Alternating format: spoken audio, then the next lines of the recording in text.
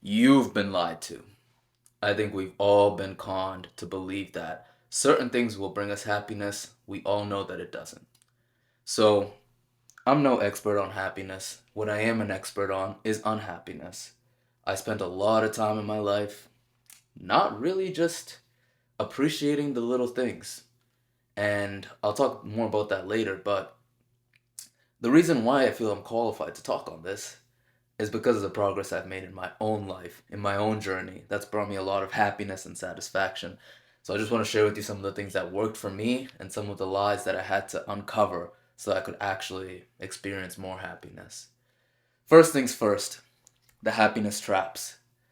Here's the thing, consciously, we know that certain things don't lead to happiness. But unconsciously, we play out this programming that is telling us X will lead us to happiness. Why do you think I've been in the gym for like 2.5 years? I thought it was going to bring me to a certain result. I would feel better about myself, which I do. But I still keep going to the gym trying to get more muscle. So clearly, somewhere in my mind, I'm playing out the thought that more muscle will lead to more of something, whether it's happiness, woman, X, it doesn't matter. So we all do this and we all fall for the trap, but we're going to say that we don't. Here's the first one.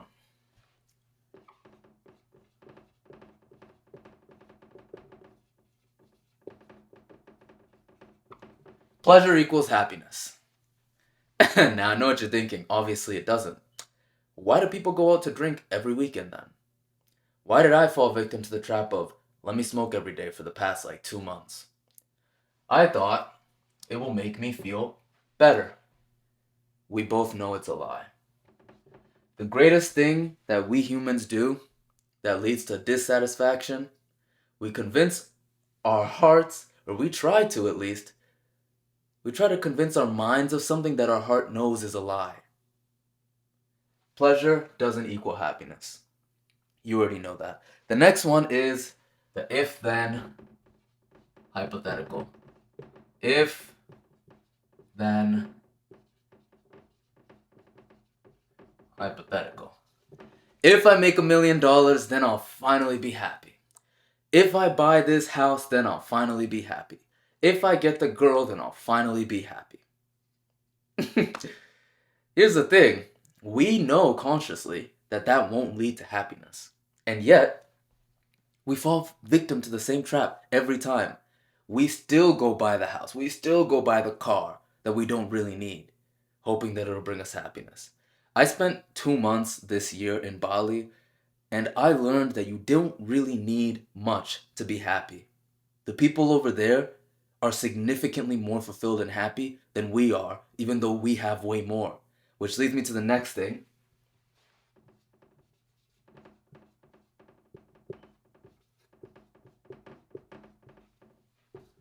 More is better.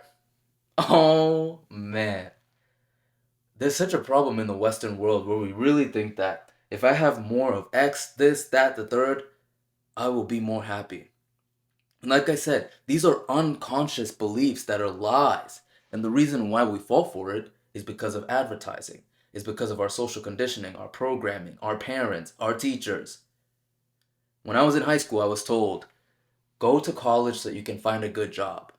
When you find a good job, then you can buy a house. When you buy the house, you can get a girl. When you get the girl, you get the kids. Hamster wheel. Not realizing that the only happiness that we ever truly get is what we choose to take for ourselves. So, don't fall for this. A lot of people will try to sell you something to tell you that your life will be better as a result of this. They use your emotions to hijack you into making a purchase, a sale, when it's really just it's a conversion. That's all it is to them. So,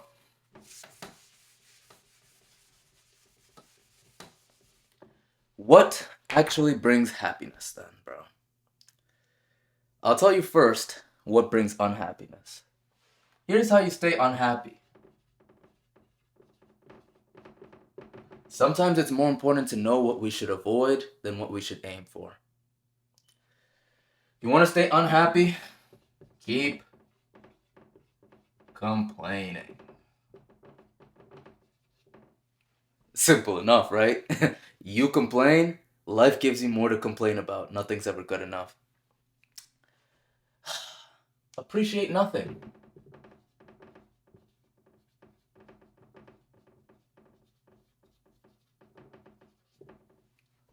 I know a lot of people in my life that always look for what's wrong, what's wrong. And the thing is, the human brain is trained to find problems. That's the emotional reptilian brain. The reason why is because back in the day, if you saw something, you needed to know if it was a threat or not. Your cortisol would rise, your stress would rise. You need to know, is that animal going to kill me? And so we're trained in our hive brain, bro. In the back of your mind, your reptilian brain is looking for threats all the time. And so what you're naturally going to do is complain, find the problems. You need to use your prefrontal cortex, the most developed part of your brain, in order to avoid this trap. The next thing is, and this is a big one, especially for this year.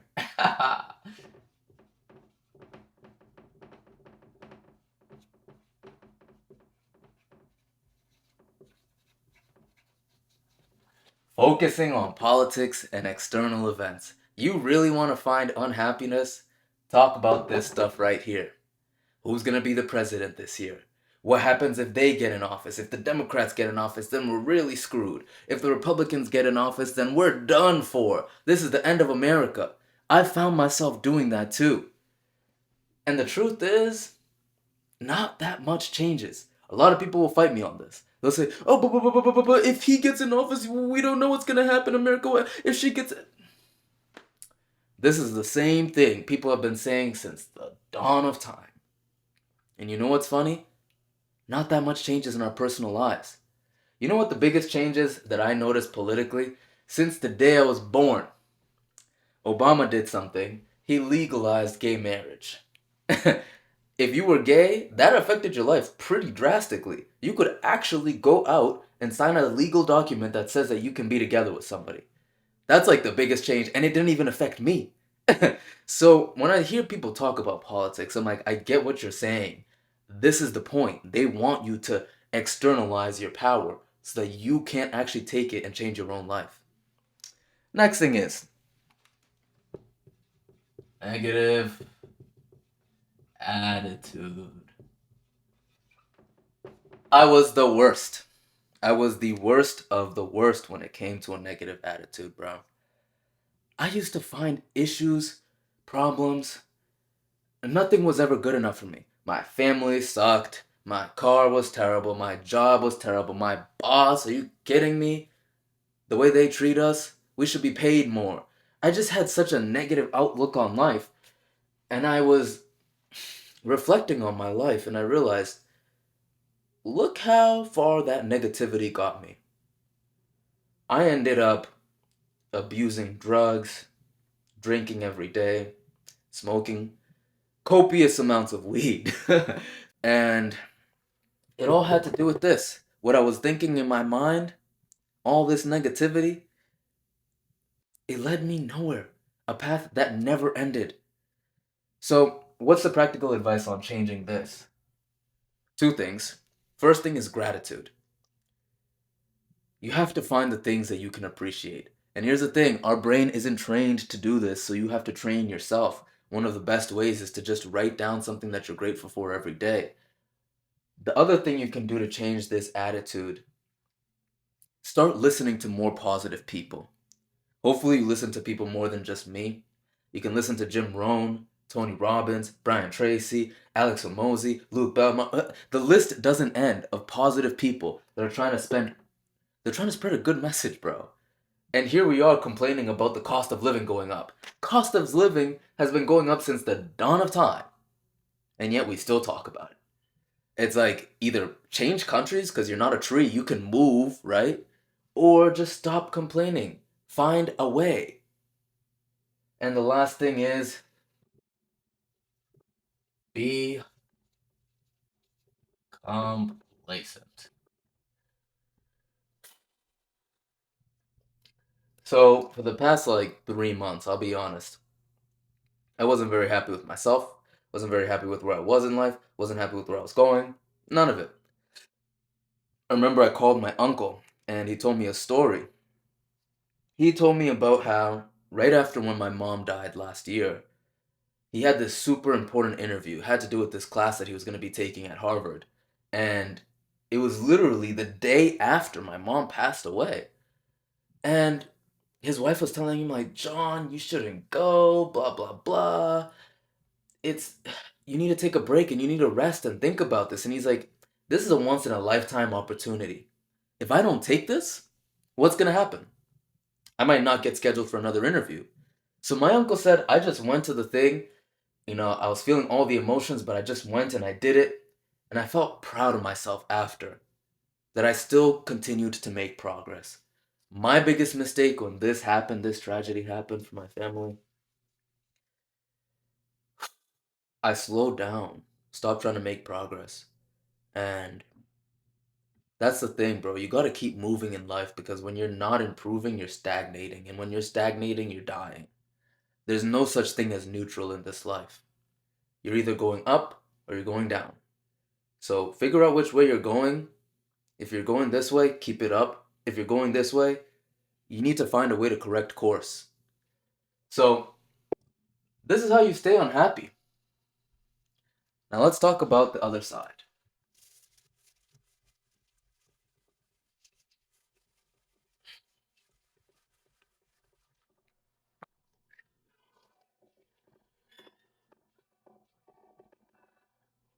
Happy. To be honest, bro, I don't think you should even aim for happiness. I'll tell you a little bit later on what I think you should aim for, and it's so much more profound than happiness. But I'll tell you how this comes about. First thing, spontaneity. You gotta be spontaneous sometimes. It's so important to have a routine, but sometimes when I'm doing my routine, like if I'm walking outside, the other day I tried to climb a tree and I was like, wow. I was up there and it just felt like, I don't know, you feel happy when you try something new, when you explore something, when you do something different that nobody expects you to do. A few months ago, I was in Bali. Nobody expected me to go to Southeast Asia. I didn't even expect myself to do it. But the amount of joy that I derived from that trip, if I could put it into a bottle, the glass would be full. Be spontaneous every once in a while with good measure. The next thing is, you have to realize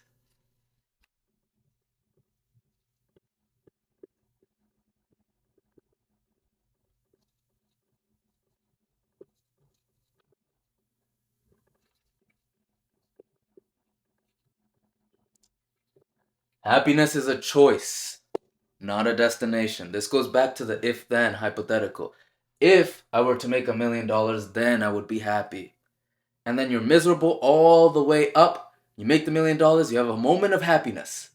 And then you're back down to where you started. Because you see, money doesn't make you happy. Can certain things that you can get with money make happiness come about? Sure. But money is an amplifier. So money is going to, if you are miserable while you're trying to make that $1 million, you'll be miserable right after you get it. You'll feel this one moment of elation and then you'll come back down, but it'll be even more magnified than it was before. Don't fall for it. The second thing is, you can't save happiness for later. I know so many people that say, I'll just be unhappy right now so that when I finally get there, I'll be happy. It seems like it's gonna work. It seems logical enough, right? Like, just grind it out, bro. The reality is, you gotta be happy while you pursue it because it's a choice. It's not somewhere where you're getting to. It's something that you're choosing every day to look on the bright side instead of the dark side, to see the glass as half full as opposed to half empty, and to also be realistic because while the glass is half full to some people and it's half empty to other people, the reality is it's just somewhere in the middle. So you have to see the perspective of the half empty person as well to see the objective reality. But don't think it's about where you're going. I had somebody once say to me, oh, if I could own, and you know who you are, if I could own this sports team, oh man, then I'd be happy. And I saw the smile on his face, like he was getting happy thinking about it. And I was like, bro, that's dangerous. And he's like, what do you mean? I said, what happens when you own it? What happens next? He said, well, I said, bro, you're falling for the if then. There's no if, then I'll be happy. You choose it right now. Let the goal bring you happiness. Let the vision bring you happiness. And just stay in the moment. Find that the work can actually bring you pleasure when you see that it's bringing you closer to where you want to be. Next thing is pursue. And the light just went out. What the? Okay.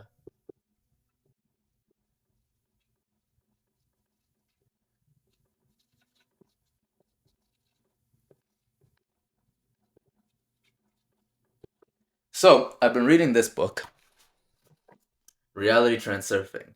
It's the thickest book I've read since Harry Potter.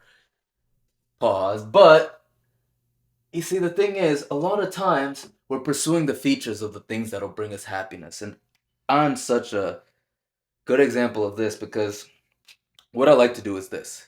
But I realize in this world you also need money. So, I've chosen sales as a profession. Now, here's the issue. Sometimes you work a job and you feel it right here that it doesn't feel right for you, but you do need the money, and so you keep working the job because you're chasing the features.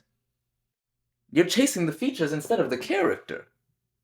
Because if you were to pursue the character instead of the feature, you wouldn't have the same issues that you have because you're going to get cognitive dissonance by trying to.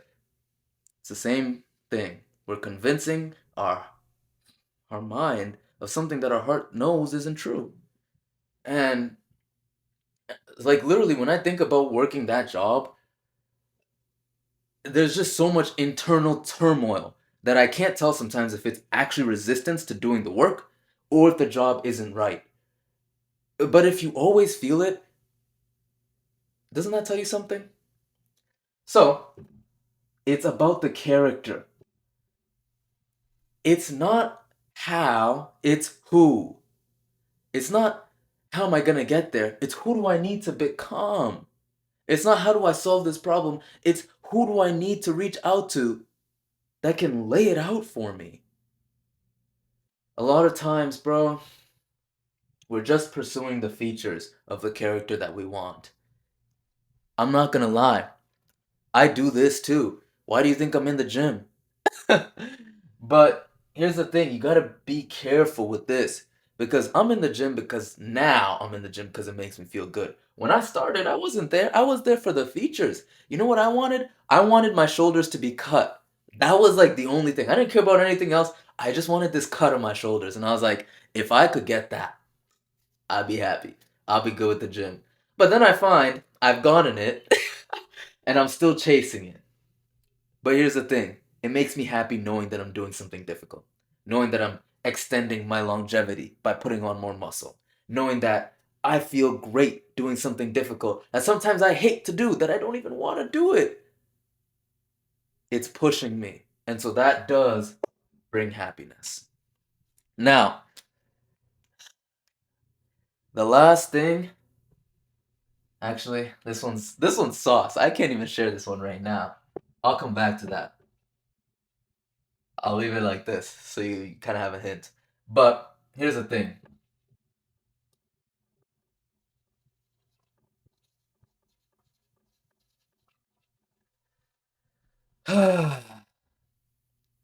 Don't chase pleasure.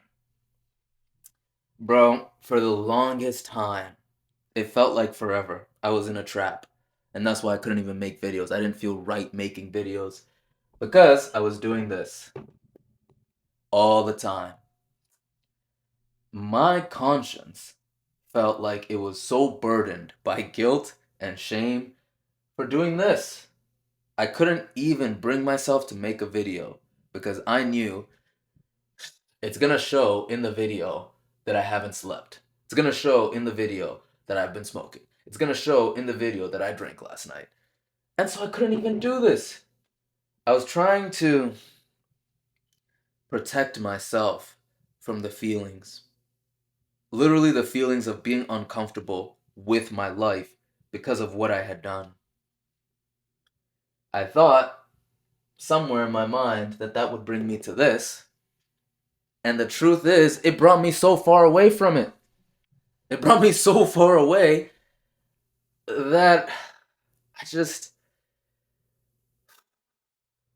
I don't know if you've ever done this before, if you felt this, or if you've gone in for the same trap that I did.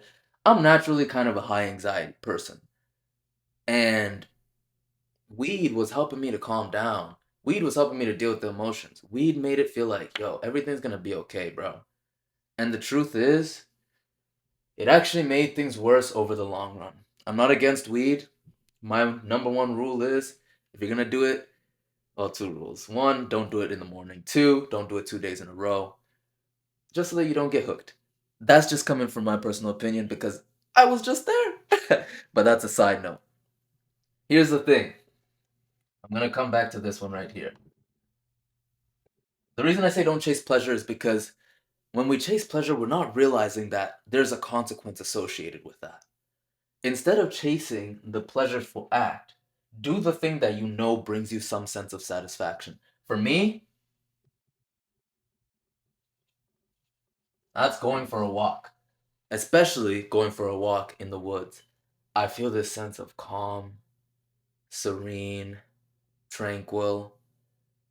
Like there's nothing wrong when I'm alone and I'm in the woods. If you're in the city, bro, sorry, get out. But seriously, going for a walk, that's what I started doing. And I realized, wow, there's a lot that I can do to actually help bring my mood where I want it to be that has nothing to do with pleasure. Because pleasure is not happiness. Now, let's get to this right here. What actually does bring happiness then?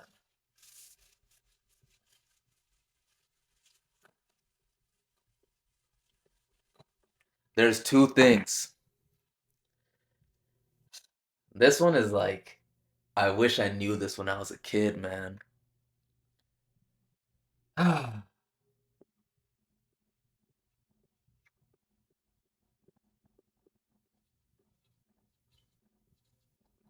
You might have guessed it. Progress. As soon as you stop making progress, as soon as you decide that it's not worth it to try anymore or to give it your all, bro, the dissatisfaction comes in quick, super quick. We don't even realize when it's happening. It's starting to creep up on you probably, and you don't even know it. And then what? You get caught in a hole. So I don't think you should aim for happiness. I'll get to that in 1 second. But you should aim for progress in whatever you're doing. Look to get better. Now, you're not always going to be improving, but if your intention is to make progress, you will feel good about the progress you've made. When I look in the mirror, oh my God, I'm like, dude, what? This is crazy. It's the progress that brings me satisfaction. I don't know about you, but almost everybody I've met, if they're doing well, they're making some progress, they're making some headway. I've seen it in their eyes. They are happy because they are not where they were before. Now, the next thing, this is like the most important thing. Most people have already clicked off. Don't aim for happiness.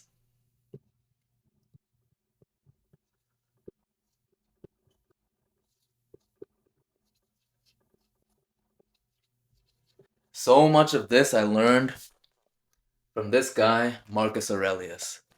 He says, realize that you have control over your mind and not outside events, and you will find strength. He says nothing happens to anyone that he can't endure. At the hardest moment of my life, my mom passed away last year, this brought me comfort. Knowing knowing that terrible things can happen and you can still find the resiliency within yourself to overcome that and that you can still create this sense of peace of mind even in the middle of the storm. That's what transformed me. So, you should aim for Peace of mind. And what does that look like? You're not always gonna be happy, right? Imagine somebody like this all the time. You think they need to be in an institution. You'd be like, put them in a safe place. Dude, why are you smiling all the time? Don't you know? Don't you know life sucks? I don't even think life sucks per se, but life isn't easy. I smile a lot, but I ain't smiling all the time. So, what I realized brought me the most satisfaction is feeling calm in my mind, feeling peace in my heart. And the last thing is,